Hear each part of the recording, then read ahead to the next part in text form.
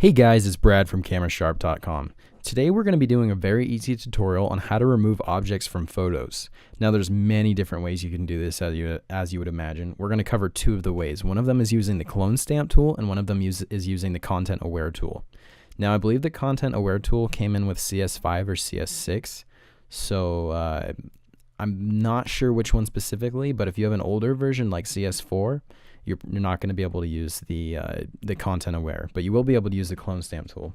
So I have this picture here, and I'm going to get rid of the bench right now so that it looks natural, but bench is not there. So first things first, it's always safe to duplicate a layer and work off a layer that isn't the background layer, so that if you screw up, you can always go back. So we're going to zoom into this bench, and what I need to do is I need to select this bench. Probably the easiest way to do that, since it's so rectangular, is just to use the lasso tool, whichever lasso tool you prefer. I'm actually gonna use two of them. So I'm just gonna make selections here so that I can. Yeah, the thing is, I want to get as much of the bench and as least of the grass as possible to avoid mistakes that can possibly be made. So just going to make these selections.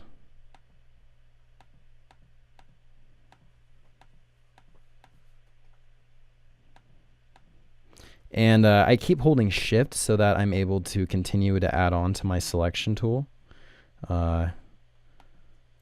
which makes things pretty easy.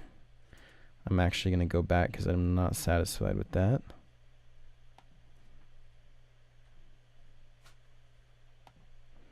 You want to take your time so the photo looks really good. So now that I've got the entire bench selected, what I'm going to do is go to Edit, Fill, Content Aware, make sure Use is on Content Aware. I'm going to hit OK. And just like that, that bench is gone. Now this could probably be cleaned up a little bit. If we look at this from a distance, we're actually not going to notice. So you can see, if you were to look at this entire image, you'll never be able to guess that there was actually a bench right there. So this is a pretty powerful tool. Another way you can do this is with the magnetic lasso tool. So what I'm going to do is select, or I'm sorry, not the magnetic lasso tool. We're going to use the clone stamp tool. And you can make sure the hardness is 100% and then select your size. I'm going to go about the size of the width of the bench. So now that I have that selected, maybe a little bit bigger than that actually. Now that I have that selected, okay, there we go. I am going to hold Alt or Option and click in an area that I want to fill in over here. So if I click right here, I just made the selection right here, and I can actually bring that grass into this. So you can see I'm able to just use the grass from above to just fill that area in, and it kind of naturalizes it. However, you want to continue to change your selection point with the Alt or Option tool, or else you might get a repetitive kind of pattern going. But as you can see, if I just work my way through this, I'm able to just hack away at that bench, and it looks pretty natural, especially right here. See, if I want to go into here, I can actually use this line where this bark separates from the grass, and then just carry that out. And it looks really natural.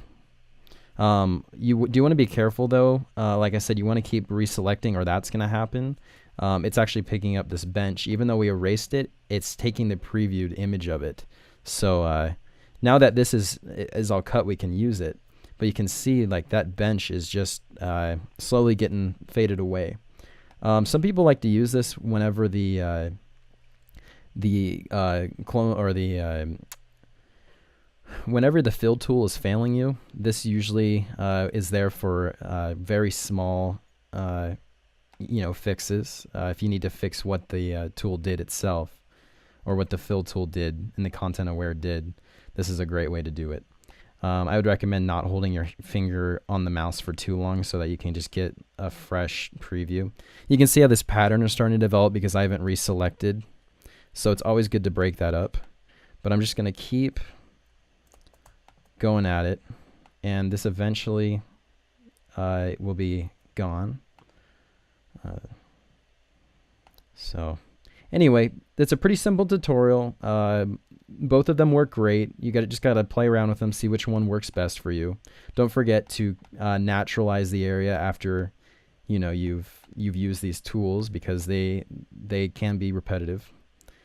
But when we zoom out, probably not quite as good as a job as the other as the content aware did, but I did this in seconds, and if you really focus on it, you'll perfect it.